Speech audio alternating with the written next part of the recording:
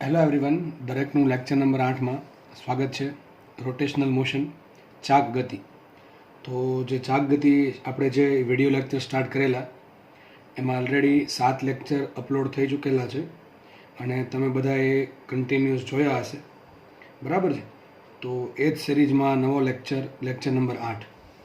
આ લેક્ચરમાં આપણે માત્ર ટોર્કના દાખલાની પ્રેક્ટિસ કરીશું. તો દાખલો જોઈએ. તમે રકમ તમારી સામે છે, એક તમને આકૃતિ દર્શાવેલ છે. એ આકૃતિમાં કુલ 2 બળ લાગે છે. એક સદિશ F1 છે અને એક સદિશ F2 છે. આકૃતિ કાર્ટેઝિયન યામ પદ્ધતિ બતાવેલી છે. એમાં એક્સ, વાય ને ઝેડ ડાયરેક્શન આપેલી છે અને એમાં કહી શકાય કે ઉગમ બિંદુ O છે અને ક્વેશ્ચન એવો છે, F2 બળ XY સમતલમાં લાગતું હોય તો O બિંદુની સાપેક્ષે ટોર્ક મેળવો. કુલ 2 બળ લાગે છે, F1 અને F2. એ બંને બળના કારણે O પર કેટલું ટોર્ક ઉત્પન્ન થાય એ આપણે શોધવાનું છે. આ જે બળ છે F2 એ કઈ દિશામાં લાગે છે? XY સમતલમાં. કઈ સમતલમાં લાગે છે? XY સમતલમાં. અને 30 ડિગ્રીના ખૂણે લાગે છે Y અક્ષ સાથે. તો આપણે દાખલો ગણવા માટે શું કરશું? આના 2 ઘટક પાડીશું અને ઘટક પાડીને ત્યારબાદ આપણે ટોર્ક શોધીશું. તો ટોર્ક માટે તમને કીધેલું છે, જ્યારે તમને બળ સદિશ સ્વરૂપે આપેલું હોય અને તમને જો સ્થાન સદિશ મળી શકતો હોય તો તમારે R ક્રોસ F એટલે કે નિશ્ચાયકવાળી રીતનો યુઝ કરીને તમે દાખલો ગણી શકો છો. તો એક જુઓ, તમને એક ચોરસ પ્લેટ, ચોરસની લંબચોરસ પ્લેટ આપેલી છે. એની આ લંબાઈ 10 મીટર છે અને આ લંબાઈ 4 મીટર છે. આ લંબાઈ 10 મીટર છે અને આ લંબાઈ 4 મીટર છે. આ થઈ ગયું સેન્ટર ઓફ માસ. તો જે F1 બળ લાગે છે ક્યાં લાગે છે? આ જે પ્લેટ છે, ચોરસ પ્લેટ, એના સેન્ટર ઓફ માસ પર લાગે છે, બરાબર છે. અને તો F1 દિશા કઈ છે? F1 ની દિશા છે K કેરેટ. કઈ દિશા છે? K caret. F1 જે બળ લાગે છે એનો સ્થાન સદિશ કયો હશે? કયો સ્થાન સદિશ છે? જો આપણે જોઈ શકીએ આ રીતે. તો આ થઈ ગયો સ્થાન સદિશ R1. શું થઈ ગયો? સદિશ R1. ચલો, સદિશ R1 નું સ્થાન શું હશે? હવે આ જે બળ લાગે ક્યાં લાગે છે? XY સમતલમાં લાગે છે, Z દિશામાં. તો જે પોઈન્ટ છે એ XY સમતલની અંદર છે. તે પોઈન્ટનો ZM કેટલો હશે? 0 હશે. કેટલો હશે? 0 હશે. તો ચલો, અને આ યામ શું આવશે? XM કેટલો આવશે? તો જો આ 10 મીટર છે, આટલું 10 મીટર છે, એનું અડધું 5 મીટર થાય. તો XM કેટલો આવશે? આ પોઈન્ટનો 5 મીટર. કેટલો આવશે? 5 મીટર. ચલો, આ જે પોઈન્ટ છે, બરાબર, એનો YM શોધો તો આ પ્રમાણે મળશે કે નહીં મળે? બરાબર, આનું સેન્ટર અહીંયા હશે. એટલે તો આ લંબાઈ કુલ 4 મીટર છે, તો અડધી લંબાઈ થશે 2 મીટર. ટૂંકમાં આ જે પોઈન્ટ છે એનો XM થશે 5 મીટર અને YM થશે 2 મીટર અને ZM થશે 0. તો લખાઈશું. ચલો, સદિશ R1 બરાબર શું લખાય? પેલું જે બળ લાગે છે એ પોઈન્ટનો યામ, તો લખાશે અહીંયા સદિશ R1 ઇઝ ઇક્વલ ટુ 5, 2 ને 0. બરાબર, આટલી ખબર પડી ગઈ. ચલો, સદિશ F1 બરાબર શું લખાશે? સદિશ F1 બરાબર સદિશ F1 ઇઝ ઇક્વલ ટુ શું લખાય? જો સદિશ F1 લાગે છે ક્યાં? Z દિશામાં લાગે છે. કઈ દિશામાં લાગે છે? Z દિશામાં. એનું મૂલ્ય કેટલું છે? F. કેટલું છે એનું મૂલ્ય? F. તો આપણો આન્સર પણ F સ્વરૂપે આવશે. અને આમ લખી શકો કે F1 બરાબર FK કેરેટ. શું લખી શકો તમે? F1 બરાબર FK કેરેટ. તો લખાશે સદિશ F1 is equal to FK caret અથવા સિમ્પલ 00F. શું લખાય? 00F. આટલું થશે. આપણે આગળ વાત કરીએ તો બીજું બળ અહીંયા લાગે છે, બરાબર. કયા સમતલમાં છે? XY સમતલમાં છે. તો આ જે બળ લાગે છે એ XY સમતલમાં છે. એનો ZM કેટલો હશે? 0 હશે. આ બળ ત્રાંસું છે, એના 2 ઘટક પડશે. આપણને ખબર છે ઘટક કઈ રીતે પડે. એક ઘટક પડશે આ રીતે અને ઘટક પડશે આ રીતે, બરાબર છે. આ જે ઘટક છે એ ખૂણા નજીકનો ઘટક છે. કયો ઘટક આવશે? F cos 30. તો આ ઘટક આવશે F cos 30 ડિગ્રી અને આ આવશે F sin 30 ડિગ્રી. આ ઘટક આવશે F 30 ડિગ્રી. બરાબર. આવું કંઈક તમે ધારી શકો કે માનો કે આ પ્લેટ છે, આ બરાબર, આ પ્લેટ છે, આ પ્લેટ. તો બળ આ રીતે કંઈક લાગે છે, આ રીતે ઉપર. આમ નથી લાગતું, સીધું નથી, આમ ત્રાસું. XY, માનો કે આ દિશા Y છે, આ ડાયરેક્શન Y છે, આ ડાયરેક્શન X છે, બરાબર. આ ખૂણો જો બને છે ને, ખૂણો અહીંયા બને. માનો ખૂણો જો બને છે અહીંયા, એ આ ખૂણો છે. તો બળ આ ટાઈપનું કંઈક લાગે છે. તો 2 ઘટક પડશે. એક ઘટક આવશે આ દિશામાં અને ઘટક આવશે, સોરી, બળની દિશા આ તરફ છે, એક ઘટક આવશે આ દિશામાં અને બીજો ઘટક આવશે આ દિશામાં.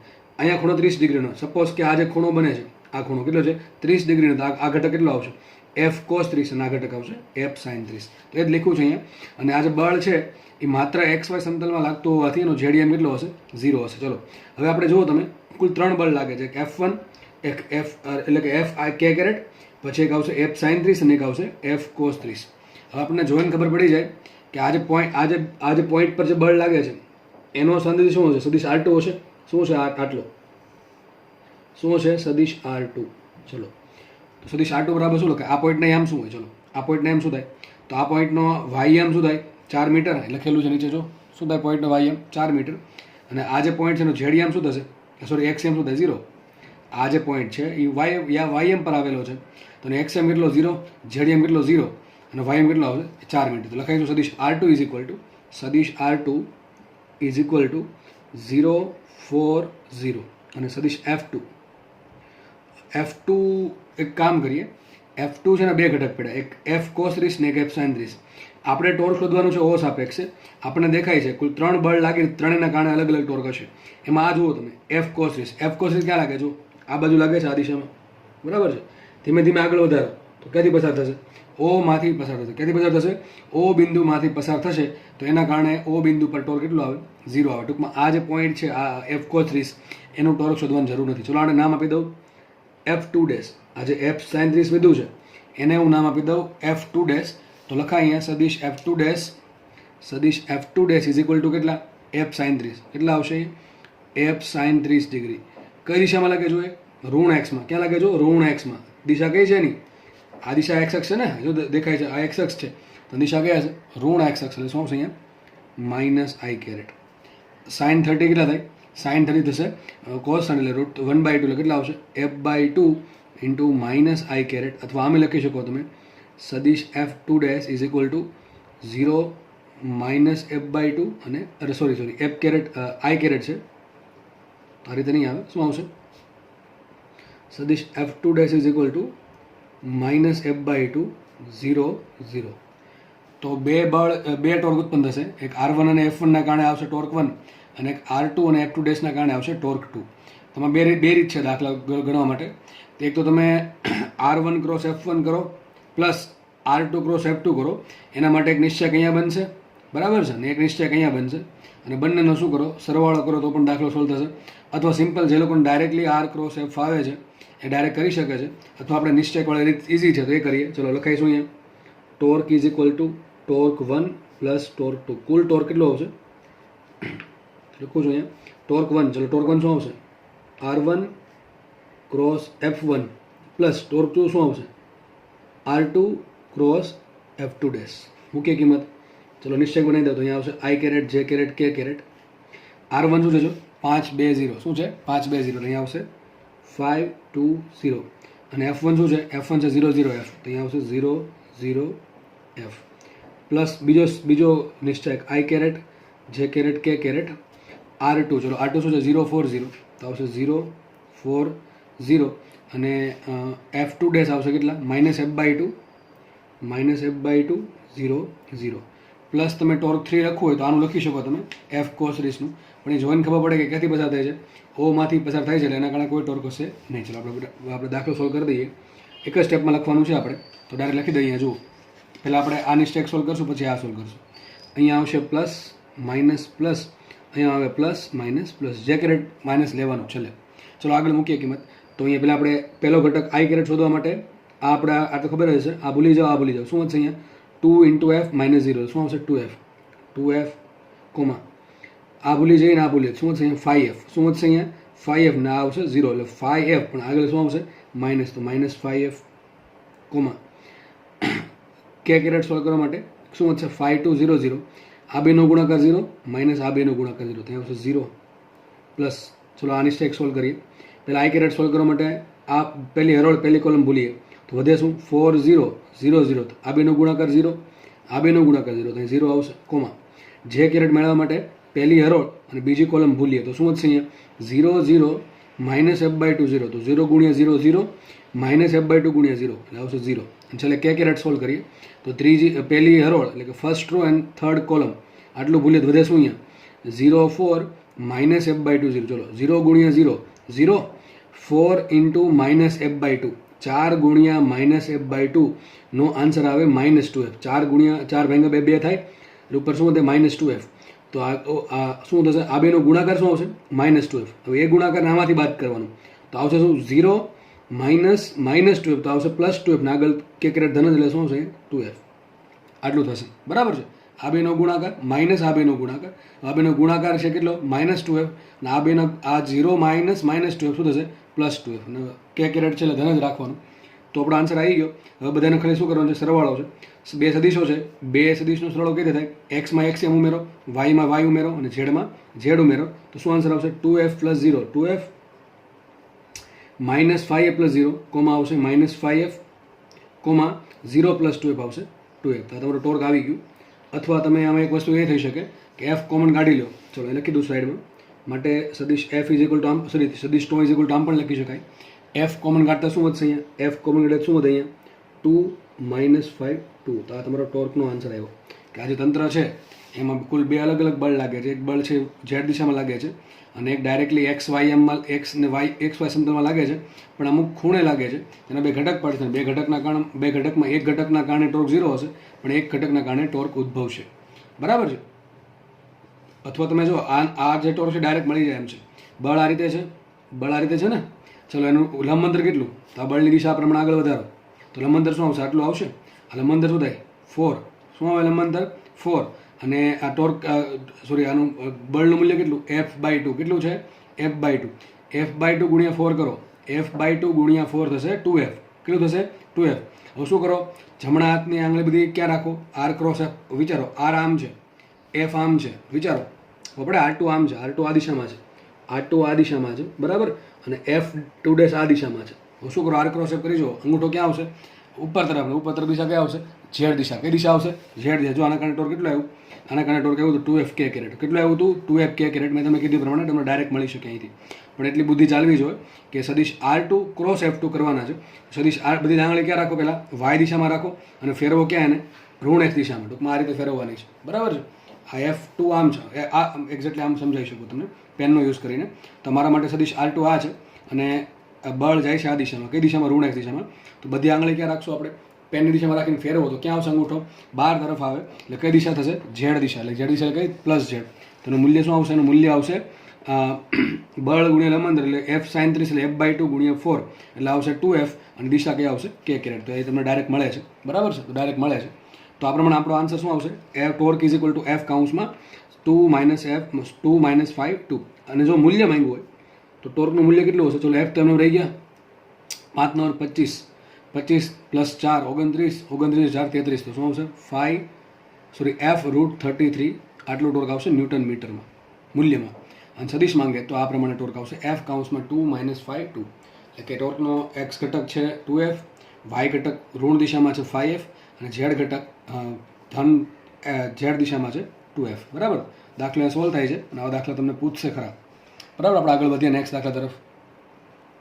નેક્સ્ટ દાખલો તમારી સ્ક્રીન પર છે. દાખલો નીટમાં અથવા એમ્સમાં પૂછેલ દાખલો છે. દાખલો એકદમ સારો છે અને એકદમ ઇઝી દાખલો પણ છે. અને આવો દાખલો હજી ભવિષ્યમાં પૂછાવાના ચાન્સીસ ઘણા છે. એના ચલો દાખલો વાંચે. દાખલાની રકમ વાંચતા પહેલાં તમને સમજાવી દઉં છું શું છે. જુઓ, એક સમઘન એક બોક્સ મૂકેલું છે. એ બોક્સની લંબાઈ છે a અને ઊંચાઈ છે b. બરાબર છે? આજે એક બોક્સ છે. એ બોક્સને જમીન પર મૂકેલું છે. આજે બતાવ્યું છે એ ધારો કે સપાટી છે અને સપાટી અને બોક્સ વચ્ચે ઘર્ષણાંક છે. કેટલો છે ઘર્ષણાંક? μ. આટલો ઘર્ષણાંક છે. હવે આ બોક્સ છે એને મારે ફેરવવાનું છે, ટિલ્ટ કરવાનું છે. જો હું બળ લગાડું છું પણ મારું બોક્સ આગળ ના ખસવું જોઈએ. શું થાય? આગળ આમ ફરવું જોઈએ. વિચારો, માનો કે કોઈ વસ્તુ મૂકેલી હોય અને તમારે એને ઉપર બળ લગાડો તો એવું બને કે ફરશે. બરાબર? એક્ઝેક્ટલી આમ ટિલ્ટ થશે. બરાબર છે? થોડુંક આમ ઢળી પડવાનું ટ્રાય કરશે. તો આપણે એવું કંઈક કરવાનું છે. હવે એની આ જે લંબાઈ છે એ છે અને આ ઊંચાઈ છે b છે અને સપાટી વચ્ચેનો ઘર્ષણાંક આપ્યો છે μ. ચલો રકમ વાંચું છું. l લંબાઈ નહીં, સમઘન નહીં આવે, સોરી સમઘન નહીં આવે. l લંબાઈ આ શબ્દ કાઢી નાખજો, લંબઘન કરી નાખીએ. લંબઘનને μ ઘર્ષણાંક, જો કે એક્ઝેક્ટલી રકમ l હતી પણ મેં કીધું l કરતાં ab લ્યો તો તમને વધારે ખબર પડશે. કારણ કે આમાં જે જવાબ આવશે હું તમને કહીશ હમણાં કે a = b l લેવામાં આવે તો l ઉડી જશે. તો તમને ડાયરેક્ટલી કંઈ ખબર નહીં પડે. આપણે અલગ અલગ વેલ્યુ લઈને કરશું a અને b તો તમને થોડુંક વધારે જાણવા મળશે આમાં. જો ચલો શું છે. જો લંબઘન કઈ છે? એની લંબાઈ છે a અને ઊંચાઈ છે b. લંબઘનને μ ઘર્ષણાંક ધરાવતી સપાટી પર મૂકીને તેના પર f બળ લગાડવામાં આવે છે. f બળ ક્યાં લાગે છે એ તમને આપેલું છે. f બળ લગાડવામાં આવે છે. μનું મૂલ્ય ઊંચું હોવાથી, મ્યુ કેવો છે? ઊંચો છે. ટૂંકમાં જે સપાટી અને જે બોક્સ છે એની વચ્ચે, જે જમીનની સપાટી અને જે બોક્સ છે એમની વચ્ચેનો ઘર્ષણાંક જે છે એ બહુ, એની કિંમત ઊંચી છે એટલે વધારે છે, એટલા માટે ઘર્ષણ બળ આમાં ડોમિનન્ટ હશે, એટલે ટૂંકમાં સારું ઘર્ષણ બળ લાગતું હશે. મ્યુનું મૂલ્ય ઊંચું હોવાથી બ્લોક ખસ્યા વગર ઢળી પડે, એટલે કે શું થાય? ટિલ્ટ થાય. શું થાય? ટિલ્ટ. ટિલ્ટ એટલે આમ નમવું. શું થાય? થોડુંક બોક્સ આ પ્રમાણે છે, થોડુંક નમી જશે આમ, બરાબર? એ રીતે ટિલ્ટ થાય. તે માટે એફનું ન્યૂનતમ મૂલ્ય કેટલું હોવું જોઈએ? અને બ્લોકનું દળ છે સ્મોલ એમ. આટલું તમે રકમમાં આપેલું છે. ચલો વિચારો જલ્દી, શું કરવું જોઈએ? ઘર્ષણાંક આપ્યો છે એટલે ઘર્ષણ બળ લાગતું હશે, દળ આપ્યો છે તો એમ જે લાગતું હશે, બરાબર છે? અને ટિલ્ટની વાત આવે છે એટલે કે ઢળી પડવાની વાત આવે છે એટલે શું થાય? શું થાય? બોલો. ચાક ગતિ કરશે. ચાક ગતિ કરે ટોર્ક લાગે. સમજાણું? બોલો શું કરશો આમાં? વિચારો. સપાટી એકદમ લીસી હોય શું થાય? મને કહે એક પેન પડેલી છે, સપાટી એકદમ લીસી છે, ધક્કો મારીશ તો પેન શું ગબડે? ના, એ ગતિ જ કરશે. એ પ્રમાણે બોક્સ અને જે જમીન છે એની વચ્ચેની સપાટી એકદમ લીસી હોય, તમે થોડું કે બળ લગાડશો એટલે બ્લોક આગળ ગતિ કરે. આપણે ગતિ નથી કરાવવાની, આગળ ગતિ નથી કરાવવાની, એને ફેરવવાનું છે, બરાબર છે? ફેરવવાનું છે. સપોઝ કે આ બિંદુ આસપાસ ફરે છે. આ બિંદુ કયું છે? ઓ બિંદુ છે. કયું બિંદુ છે? ઓ બિંદુ. હવે આખો બ્લોક લેવા કરતાં સિમ્પલ આટલો ભાગ લઈ લો. આટલો ભાગ, ચલો આટલો ભાગ જ લઈએ આપણે. કેટલો ભાગ? આટલો ભાગ. સામેથી જોઈએ ને, ફ્રન્ટ વ્યૂમાંથી, અહીંથી જોઈએ છે, અહીંથી દેખાય શું? એક્ઝેક્ટલી અહીં બાજુમાં દોરું છું. શું દેખાશે? નીચે એક જમીન છે, બરાબર છે? આ સપાટી થઈ ગઈ. એની ઉપર પેલું બોક્સ મૂકેલું છે. સપોઝ કે બોક્સ છે, બરાબર છે? બોક્સની લંબાઈ કેટલી છે? આ લંબાઈ છે કેટલી? એ. આ લંબાઈ છે એની, આ ડિસ્ટન્સ આપ્યું છે એ. ઓકે, આટલે કીધું. પછી આ બોક્સની ઊંચાઈ કેટલી છે? બી. તો બોક્સની ઊંચાઈ આ થઈ ગઈ, ઊંચાઈ બી, બરાબર? અને બીજું એક બળ લાગે. બળ જો ક્યાં લાગે છે? ઉપરની એજ પર. આ જે એજ છે ને આપણે ટૂંકમાં આપણે સાઈડમાં જોશું લાવું લાગશે, બળ અહીંથી લાગે છે. ફ્રન્ટ વ્યૂમાંથી જોશું સામેથી લાવું લાગશે, બળ અહીં લાગે છે એફ. ચલો એક બળ લાગ્યું એફ, બરાબર? હવે બ્લોક છે એ શું કરશે? વચ્ચે સપાટી છે ઘર્ષણવાળી નીચે, બરાબર છે? એ શું કરશે? તમે બહારથી બળ લગાડો તો ઘર્ષણ બળ શું કરે? ગતિનો વિરોધ કરે. બોક્સ છે એ આગળ નથી જતું, બોક્સ છે એ આગળ વધતું નથી, તો ઘર્ષણ બળ ક્યાં લાગશે? ઘર્ષણ બળ લાગશે ગતિની વિરુદ્ધ દિશામાં. ગતિની વિરુદ્ધ દિશા શોધવા માટે પહેલાં એમ કરવાનું, પહેલાં એમ માની લેવાનું કે ઘર્ષણ બળ ન હોત તો શું થાય? જો દાખલામાં ઘર્ષણ બળ ના હોત તો સપાટી લીસી હોત. સપાટી લીસી હોત તો તમે થોડું કે બળ લગાડશો એટલે બ્લોક છે આગળ ગતિ કરત. તો ઘર્ષણ બળની ગેરહાજરીમાં પદાર્થ ઉપર આગળ તરફ જાત, રાઈટ હેન્ડ સાઈડ તરફ. તો ઘર્ષણ બળ ક્યાં લાગે? વિરુદ્ધ દિશામાં. એટલે ક્યાં લાગે? Left hand side. તો એક બળ લાગશે અહીંથી, આ બળ. આ બળ છે કયું બળ? ઘર્ષણ બળ. કેટલું હશે? એફ. કેટલું છે આ ઘર્ષણ બળ? એફ. ચલો ઘર્ષણ બળ લાગતું હોય એટલે લંબ બળ લાગતું જ હોય. ચલો લંબ બળ ક્યાં લાગશે? લંબ બળ ક્યાં લાગે? વિચારો. અત્યારે લંબ બળ ક્યાં લાગે? માનો કે બોક્સ આખું પડ્યું, લંબ બળ ક્યાં લાગશે? દરેક ભાગ એક્ઝેક્ટલી નીચેની સપાટી કેવી હશે? આવી હશે ને કંઈક. આ જે સપાટી છે જમીનના કોન્ટેક્ટમાં, એના પર લાગતું હશે લંબળ ઉપર તરફ. ક્યાં લાગતું હશે? દરેક જગ્યાએ લંબળ લાગે. આ રીતે લંબળ લાગશે. દરેક સપાટીના ભાગ પરથી ઉપર તરફ લંબળ લાગે. પણ તમે જેમ જેમ બળ લગાડો શું થાય? સપાટી છે, આ જે બોક્સ છે, બોક્સ આ ટાઈપનું, બરાબર? આ બોક્સ, માનો કે આ બોક્સ છે, આ રીતે છે બોક્સ, બરાબર? આ સપાટી પર પડેલું છે. તમે બળ લગાડો શું થશે? આમ ટિલ્ટ થવાનું ટ્રાય કરે. ટૂંકમાં આમ આ ફરવાનું ટ્રાય કરશે.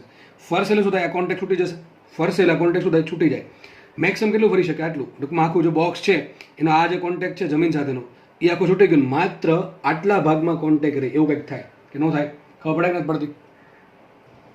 અને થોડુંક પ્રેક્ટિકલી સમજવું હોય તો આવું વિચારી શકાય. માનો કે મારી પાસે ચોકનું બોક્સ છે, માનો કે બોક્સ છે, બરાબર? ચોકનું છે, એ સપાટી પર પડેલું છે. હું આમથી બળ આપું અહીંથી, તો જો વસ્તુ તો આગળ ગતિ કરવા માંડી. આવું નથી કરવાનું. વસ્તુ નેને રાખવાની છે, વસ્તુને ફેરવવાની છે. જો આ રીતે અહીંથી બળ આપો, માનો કે વસ્તુ ફરે છે, આમ ફરશે કે નહીં ફરે? ઊંચી થશે કે નહીં થાય? માનો કે આ પ્રમાણે ઊંચી થઈ ગઈ તો એક્ઝેક્ટલી જો કેવું છે, હું તમને આપણે આમ આ સાઈડથી જોવાનું, નીચેથી એ તમને દેખાશે નહીં, કારણ કે તમે ટોપમાંથી જોવો છો સ્ક્રીન મોબાઈલની. એને થોડુંક આમ કરી દઉં કે આવી કન્ડિશન આવી ગઈ હતી, બરાબર? આ ભાગ છે એ આવો દેખાશે. માનો કંઈ જમીન છે, સપોઝ કે આ જમીન છે, બરાબર? આ જમીન છે અહીંયા. તો આ ભાગ હકીકત પેલા કોન્ટેક્ટમાં હતો. આ નીચેની જે સપાટી છે, આ નીચેની સપાટી, આ જે સપાટી છે, આ સપાટી એ જમીનના કોન્ટેક્ટમાંથી પહેલાં આખી. તો લંબળ ક્યાં લાગશે? એક્ઝેક્ટલી બાર તરફ લાગતું છે. પણ જેમ તમે ઊંચું કરતા જશો, આ બોક્સ છે એ જેમ ટ્વિસ્ટ થશે, બરાબર? ટિલ્ટ થશે, ટિલ્ટ. એ પ્રમાણે શું થાય? ટિલ્ટ થવાના કારણે એનો જમીન સાથેનો કોન્ટેક્ટ ઘટતો ગયો. એક સમય એવો આવશે કે નાનકડી એજ, એટલે કઈ એજ? આ જે ભાગ છે, આ ભાગ વિચારો, થોડુંક સમજો. આ જે ભાગ છે ખાલી કોન્ટેક્ટમાં છે. આને ફેરવીને જોઉં તો આવું કંઈક લાગશે, દેખાય કે નહીં? તો ટૂંકમાં થઈ જશે ત્રાસું. હવે જ્યારે અમુક ઊંચાઈ પર આવશે એટલે કયો ભાગ કોન્ટેક્ટમાં છે? ખાલી આટલો ભાગ. તો આ જે ભાગ છે, આ જે લાઈન છે, એ જ માત્ર એના જમીનના કોન્ટેક્ટમાં હશે. બાકીનો ભાગ આમ ઉપર ઉઠી ગયો, બરાબર? આમ ઉપર ઉઠતો જશે. તો લંબળ ક્યાં લાગે? લંબળ લાગે ઓલવેઝ જે સપાટી જમીનના અથવા બીજી સપાટીના કોન્ટેક્ટમાં છે ત્યાં જ લંબળ લાગશે. તો જ્યારે આ વસ્તુ આખી ઉઠી જશે, અત્યારે શું થશે, બધી જગ્યા નીચેની સપાટી છે ને બધી જગ્યાએ લંબ રૂપે બહાર તરફ લંબળ લાગતું હશે. પણ જેમ જેમ જેમ જેમ આ બોક્સ ઉપર થતું ગયું ટૂંકમાં આવું કંઈક થતું જશે. બરાબર છે? જરા કંઈક થશે ટૂંકમાં. અહીંયા પોઈન્ટ આખું પાછળ, બીજી લંબાઈ પાછળ જો, આ બધી બીજી લંબાઈ પાછળ છે. આને દોરતા આપણે આ લંબાઈ દોરતા નથી. આ જે લંબાઈ છે પાછળની એ નથી દોરતો, ખાલી આટલું જ દોરું છું. આગળનો ભાગ ફ્રન્ટ વ્યૂ, તો આવું કંઈક દેખાશે નહીં દેખાય. ચલો આવું થશે. બરાબર છે? બળ ક્યાં લાગતું હતું? આ બાજુ લાગતું હતું. હવે લંબળ ક્યાં લાગે? લંબળ લાગે હંમેશા જે કોન્ટેક્ટ છે ત્યાં, તો લંબળ લાગશે હવે ઉપર તરફ. ક્યાં બળ લંબળ લાગે? ઉપર તરફ લાગશે. તો લંબળ લાગશે ઉપર તરફ. તો આપણે એ કન્ડિશન દોરીએ છીએ. આ ભલે મેં બોક્સ આ પ્રમાણે દોર્યું છે, પણ સમજવાનું આ રીતે છે. બોક્સ થોડુંક ઉપર ઉઠી ગયું છે, એટલે લંબળ ક્યાં લાગશે? હવે લંબળ લાગશે ઉપર તરફ. ક્યાં લાગે? ઉપર તરફ. તો અહીંયા લાગશે લંબળ. કોન્ટેક્ટ ક્યાં છે? ખાલી આ ભાગ પર જ હશે. તો લંબળ લાગશે ઉપર તરફ. તો લંબળની ડાયરેક્શન આવશે ઉપર તરફ. બરાબર? આ રીતે. તો આવી ગયું લંબળ એન, આવી ગયું લંબળ એન. ચલો હજુ કે બળ ઘટે છે? શું હજુ કે બળ ઘટે છે? હવે આમાં દોરવાનું હા એક ઘટે છે. અરે મેન બળ કયું? ઘર્ષણ બળ નહીં, વજન બળ. કયું બળ? વજન બળ. ચલો વજન બળ ક્યાં હશે? આનું સેન્ટરમાંથી અહીં કંઈક હશે વચ્ચે. અહીંયા નીચે લાગતું હશે વજન બળ mg. કેટલું લાગતું હશે વજન બળ mg ના સેન્ટર ઓફ માસ પરથી. બરાબર. ચલો હવે વસ્તુ કોની આસપાસ ફરે છે? ઓની આસપાસ. કોની આસપાસ ફરે છે? ઓની આસપાસ. તો ચલો ઓની આસપાસ ફરતી હોય, શું ઓ બિંદુ ફરે છે કે નહીં ફરતું? શું ઓ બિંદુ સ્થિર છે કે ગતિ કરશે? આ જે એજ છે, આ એજ શું એ સ્થિર છે કે ગતિ કરે છે? એ પોતે કેવી છે? સ્થિર છે. તો એ પોતે સ્થિર ક્યારે રહી? એના પર તો ઘણા બધા બળ લાગે છે. એક્ઝેક્ટલી એમ કહી શકે એના પર તો ઘણા બધા ટોર્ક લાગે છે. આટલા બધા ટોર્ક લાગવા છતાં એ કોઈ બિંદુ છે સ્થિર ક્યારે રહી શકે? જો એમને કહેતો કે આ બિંદુ સ્થિર છે, બધા બિંદુ ગતિમાં છે, ખાલી આ જે એજ છે એ એજને બાદ કરતા બાકીના બધા જ બિંદુ કેવા છે? સ્થિર છે. તો બાકીના બધા બિંદુ આગળ ટોર્ક 0 નથી, પણ આ બિંદુ આગળ ટોર્ક 0 છે. આટલા બધા બળ જે લાગે છે એ બધા બળની પરિણામી અસરના હેઠળના જે ટોર્ક લાગે છે એ ટોર્કની અસર હેઠળ ઓ બિંદુ કેવું રહે છે? સ્થિર. તો ઓ બિંદુ પર જેટલા બી ટોર્ક લાગતા હોય એ ટોર્ક કેવા હોવા જોઈએ? કાં તો 0 હોવા જોઈએ ને? બરાબર છે? તો એફનું મૂલ્ય કેટલું આપણે શોધવાનું છે? ચલો કેટલું હોવું જોઈએ એફનું મૂલ્ય આપણે શોધવાનું છે. ચલો તો આપણે એક કામ કરશું, ઓને અનુલક્ષીને ટોર્ક લેતા, ઓને અનુલક્ષીને ટોર્ક લેતા. ચલો ઓને અનુલક્ષીને ટોર્ક શોધીએ આપણે. ફટાફટ ગણીએ તો દાખલો. તો ચલો ઓમાંથી કુલ કેટલા કુલ બળ ઓને અનુલક્ષીને ટોર્ક લગાડી શકે? 4 બળ. એક તો એફ, એક તો લંબબળ એન, એક mg અને એક છે કેપિટલ એફ બાહ્ય બળ. આ બાહ્ય બળ છે. બાકીના બધા mg વજન બળ છે, એફ ઘર્ષણ બળ છે અને n છે લંબ બળ, સપાટીને લંબ 12 દિશામાં જ્યાં કોન્ટેક્ટ થાય છે ત્યાંથી. તો બરાબર અહીંથી આપણે કોન્ટેક્ટ થશે એટલે ટૂંકમાં અહીંયા આટલા બળ લાગશે. હવે આપણે એવું વિચારી શકીએ કે એફ છે એ ડાયરેક્ટલી ઓમાંથી પસાર થાય છે, તો એફના કારણે ઓ પર કોઈ ટોર્ક આવશે નહીં. બરાબર? મેં કીધું ને જ્યારે બળ જે બિંદુમાંથી ટોર્ક શોધવાનું છે એ બિંદુમાંથી પસાર થતું હોય ત્યારે ટોર્ક પરિણામી ટોર્ક 0 થાય. તો એફના કારણે કોઈ ટોર્ક આવશે નહીં. ચલો એન બિંદુ પણ એન બળ છે એ પણ ઓ બિંદુમાંથી પસાર થાય છે ડાયરેક્ટલી. તો એન તો છે પણ એનું લંબ અંતર નથી, એફ છે એનું લંબ અંતર નથી. તો બંનેના કારણે ટોર્ક કેટલું થશે? 0. તો એફના કારણે પણ ઓને અનુલક્ષીને ટોર્ક 0, એનના કારણે પણ ઓને અનુલક્ષીને ટોર્ક 0. તો આ બે બળ ટોર્ક લગાડતા છે નહીં. તો બીજા કયા બળ વધ્યા? એક વધ્યું mg. mg શું ટ્રાય કરે? વિચારો mg શું ટ્રાય કરે છે? mg નીચે તરફ છે. ચલો અંતર કેટલું હશે? આટલું અંતર. mg કેટલું? આ લંબાઈ કેટલી છે? આ લંબાઈ a છે, તો આ લંબાઈ કેટલી હશે? a/2 ને? કેટલી લંબાઈ હશે? આટલું. આ ડિસ્ટન્સ કેટલું હશે? a/2. This distance will be a/2. ચલો તો mg છે, mg નું ઓથી લંબ અંતર કેટલું? આટલું. આ દેખાય એટલું. અને આ કેટલું છે? a/2. ટૂંકમાં mg નું ઓથી લંબ અંતર છે a/2. mg શું ટ્રાય કરે ફેરવવાની? બોક્સને. જો બાહ્ય બળ છે એ બોક્સને આમ, એ તો સિમ્પલ વાત છે, આમ ફેરવવાનું ટ્રાય કરશે. કઈ દિશામાં? બાહ્ય બળ છે બળ આપણે આમ ફેરવવાનું ટ્રાય કરશે. સમજ પડે? સમઘડી આ પ્રમાણે ફેરવવાનું ટ્રાય કરશે. mg શું ટ્રાય કરે? વિચારો. અને ફેરવીને જોવાની આસપાસ કેમ ફેરવશે? વિષમ ઘડી. ટૂંકમાં mg છે એ જે શું કહેવાય બોક્સ છે એને વિષમ ઘડી દિશામાં ફેરવવાનું ટ્રાય કરે. ટૂંકમાં mg શું કરે છે? જે બાહ્ય બળ જે ટોર્ક લગાડે છે, ટૂંકમાં જે બોક્સને સમઘડી દિશામાં ફેરવવાનું ટ્રાય કરે છે એનું mg શું કરે છે? વિરોધ કરે છે. હવે માનો કે બાહ્ય બળના કારણે ટોર્ક કેટલું લાગે? ઓના લક્ષણ જુઓ. બાહ્ય બળ એફ છે, આગળ લંબાવ, બરાબર. તો કેટલું અંતર આવ્યું? b. કેટલું અંતર આવ્યું? b. તો બાહ્ય બળ છે એફ, એનું ઓથી લંબ અંતર છે b. તો બાહ્ય બળના કારણે એફના કારણે ટોર્ક કેટલું લાગશે? fb. કેટલું ટોર્ક લાગશે? fb. બરાબર છે? ચલો mg આ કઈ દિશામાં ફેરવવાનું ટ્રાય કરે છે? સમઘડી દિશામાં. આ ફેરવવાનું ટ્રાય કરે સમઘડી દિશામાં બોક્સને. mg શું ટ્રાય કરે છે? બોક્સને વિષમ ઘડી દિશામાં ફેરવવાની ટ્રાય કરે છે. કેટલા ટોર્કથી? તો કે બળ ગુણ્યા લંબ અંતર. કેટલું લંબ અંતર છે? a/2. બળ છે mg અને લંબ અંતર છે a/2. તો આટલા ટોર્કથી mg એ પેલા બોક્સને વિષમ ઘડી દિશામાં ફેરવવાની ટ્રાય કરે છે. સમજ પડે કે નહીં પડતી? હવે જો જેમ જેમ જેમ જેમ એફ વધતું જશે, મને કે એફ ઓછું છે, બરાબર, એફ ઓછું હોય તો શું ટ્રાય કરશે, એમજી છે માનો કે આ જે ટોર્ક લાગ્યું 50 ન્યૂટનનું, કેટલા ન્યૂટનનું, 50 ન્યૂટન, સામે એમજી છે 50 ન્યૂટન ટોર્ક લગાડી દેશે, તો આટલું ટોર્ક સમઘડીમાં, આટલું ટોર્ક વિષમ ઘડીમાં, તો બેના કારણે પરિણામી ટોર્ક થાય 0, પદાર્થ એવો ને એવો રહે. વિચારો તમે ખાલી બોક્સને અડો તો કે બોક્સ ફરવા ના માંડે, એને અમુક બળ આપવું પડે. તો હકીકત થશે એવું, આ જે ટોર્ક લાગે છે એફબી, એની કિંમત જ્યાં સુધી mg ઇન્ટુ a/2 થી વધશે નહીં ત્યાં સુધી બોક્સ પોતાની મૂળ અવસ્થામાંથી ફરી શકશે નહીં. તો કન્ડિશન શું હોવી જોઈએ ફરવા માટે? બોક્સને ફરવા માટે કન્ડિશન એવી હોવી જોઈએ કે એફબીના કારણે જે ટોર્ક લાગે છે એ કેટલું હોવું જોઈએ?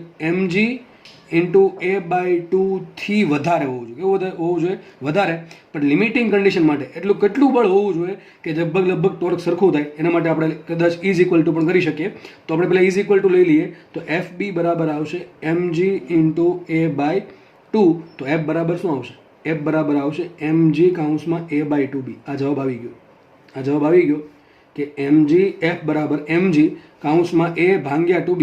જેટલું જો બળ લગાડવામાં આવે, આટલું બળ લગાડવામાં આવે તો જ, આટલું બળ લગાડશો ત્યારે આ બળના કારણે લાગતું ટોર્ક અને mgના કારણે લાગતું ટોર્ક બે સરખું થશે, પદાર્થ હજી ફરશે નહીં. તો તમે જ્યારે આનાથી થોડુંક પણ વધારે બળ લગાડશો ત્યારે mg તો આટલું ટોર્ક આપી શકશે.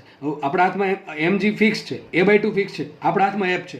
જેટલું એફ વધારતા જશું, બરાબર છે, એમ શું થશે? એફ બીના કારણે ટોર્ક વધતું જશે. એક સમય એવો આવશે કે એફ બીના કારણે એફ બી જે ટોર્ક છે એ mg ઇન્ટુ a/2 જેટલું થઈ જશે. ક્યારે થશે? જ્યારે બાહ્ય બળ mg કૌંસમાં એના છેદમાં 2b જેટલું થઈ જશે ત્યારે. હવે જો બળ થોડું કે આનાથી વધશે એટલે F is greater than mg કૌંસમાં a/2.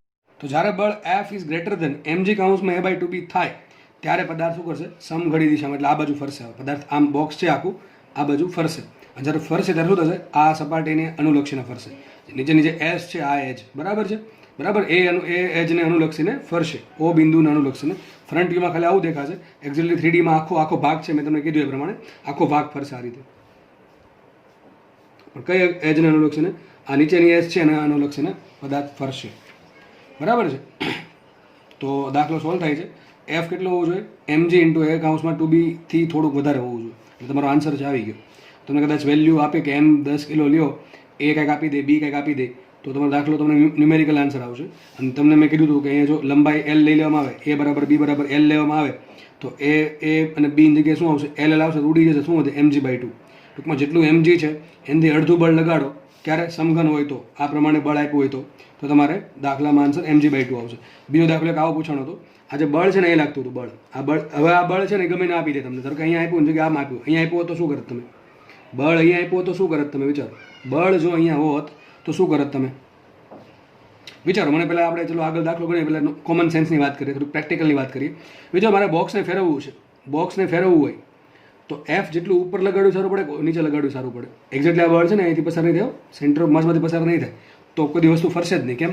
આ બળના કારણે ટોર્ક 0 થઈ જાય, બરાબર ને? એટલે પહેલી વાત તો એ છે કે તમારે કોઈ બોક્સને ફેરવવું હોય તો ડાયરેક્ટલી બળ એના સેન્ટર ઓફ માસ પર લગાડવું જોઈએ નહીં. કારણ કે શું થશે? તો વસ્તુ રેખીય ગતિ કરશે, તો વસ્તુ આ જે ફરવાના માટે શું કરશે?